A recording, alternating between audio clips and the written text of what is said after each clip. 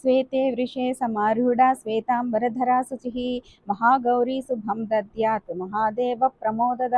దుర్గాదేవి యొక్క 8వ రూపం ఈ మహాగౌరి. సకల శుభాలని అందించే ఈ గౌరిని స్మరించిన, పూజించిన, ఆరాధించిన సకల శుభాలు కలుగుతాయి.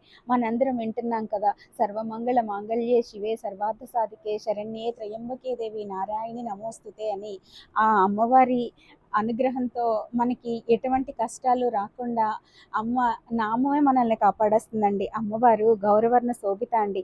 తెల్లని వస్త్రాలతో, తెల్లని ఆభరణాలతో, చతుర్భుజాలతో శోభిల్లే ఈ అమ్మవారు చూడాలి అంటే ఈరోజు మన సిరిహాసిని చూస్తే చాలు, సాక్షాత్తు ఆ పరమేశ్వర పత్ని గౌరీ ఇక్కడ దర్శనమిస్తున్నారా అన్నంత వైభవం ఇక్కడ కనిపిస్తూ ఉందండి.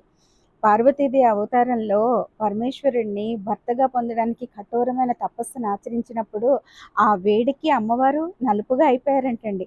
ఆ సమయంలోనే పరమేశ్వరుడు ఆయన అమ్మ మీద గంగాజలం జల్లారు. అప్పుడు అమ్మ శ్వేతవర్ణ శోభిత అయ్యింది అని చెప్పేసి మనకి తెలియచేయబడిందండి. అలా శ్వేతవర్ణం ధరించిన ఆ అమ్మవారు గౌరిగా ప్రఖ్యాతి చెందారండి.